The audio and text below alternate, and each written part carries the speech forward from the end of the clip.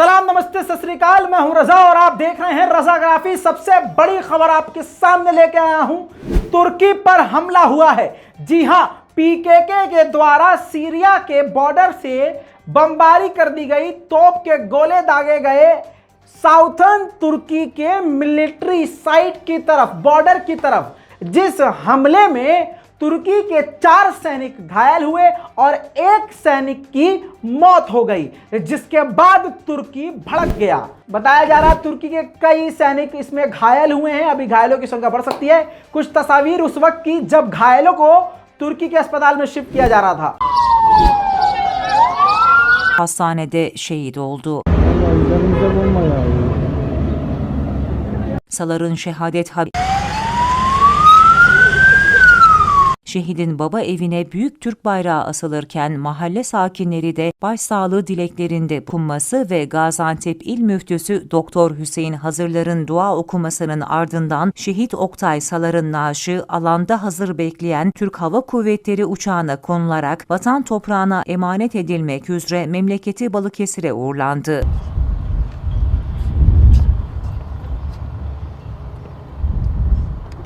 Piyade er Oktay Salar, Gaziantep Havalimanı'nda yapılan törenin ardından vatan toprağına emanet edilmek üzere. दोस्तों, आपको बता दूं कि तुर्की का एक सैनिक भी मारा गया है। ये वो सैनिक है, नौजवान है जो शहीद हो गए हैं। और आपको बता दूं कि इनके जनाजे में लाखों की तादाद देखी गई और आधिकारिक तौर से इनको सलामी भी दी गई। तुर्की के एक फौजी को कत्ल कर दिया पीकेके ने अपने हमले में।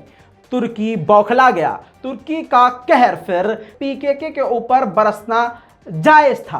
पीकेके के ऊपर फिर तुर्की ने एयर स्ट्राइक किया, बमबारी करी और कुछ ही देर में कई हमले करके उनके इलाकों में तबाही करके पीकेके के 52 लड़ाकों को एक ही झटके में तुर्की ने हमला करके खत्म कर दिया। तुर्की के खौफनाक हमले का वीडियो।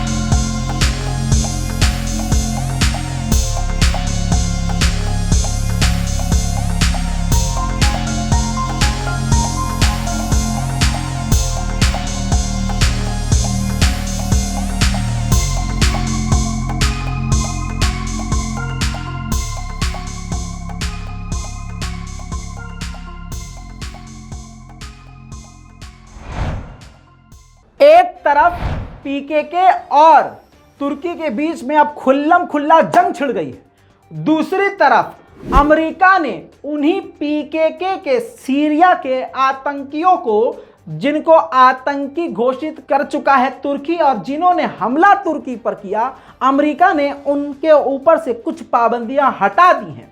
जिसके बाद तुर्की बुरी तरह से भड़क गया है और तुर्की ने आधिकारिक बयान दिया है कि हम अमेरिका का ये रवैया बिल्कुल बर्दाश्त नहीं करेंगे और अगर पीकेके कुछ और करते हैं, कुछ बड़ा नुकसान करते हैं, तो इसकी जिम्मेदारी अमेरिका की होगी। दोस्तों, आपने ये बड़ी खबर सुन ली है।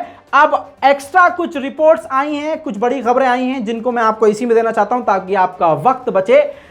एक बार फिर से जो यूक्रेन में कत्लेआम रूस ने किया, उस पर वोटिंग डाली गई। यूएन में दोबारा से वोटिंग की गई, जिसमें एक बार फिर से 33 देशों ने यूक्रेन का साथ दिया और रूस के खिलाफ वोट किया।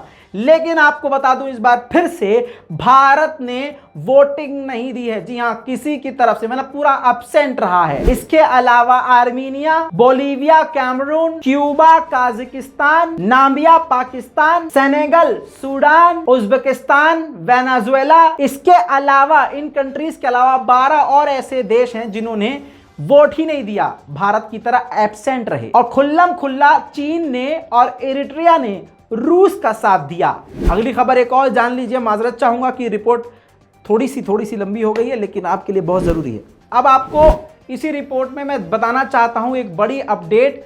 इजराइल से जुड़ी हुई है। अमेरिका की व्हाइट हाउस की स्पीकर ने बोला है, कहा है, जो अल जजीरा की पत्रकार के फ्यूनरल में जो उन पर हमला हुआ है, इजराइल ने उनके जनाजे पर जो हमला करके उनको चोट पहुंचाई, ये काफी ज्यादा दुखदाई है, डिस्टर्बिंग है, बर्दाश्त करने लायक नहीं है।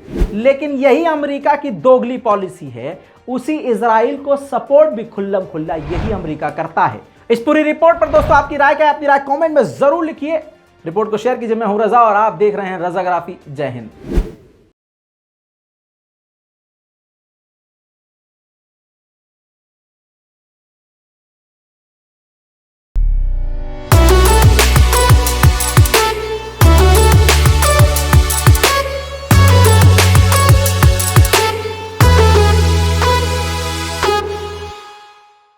तो दोस्तों ये हैं वो लोग जिन्होंने बहुत हमारी मदद करी है और इन सभी का तहे दिल से शुक्रिया। और आपसे उम्मीद है कि इसी तरह से आप अपनी दुआओं में और अपने साथ में हमें याद रखेंगे।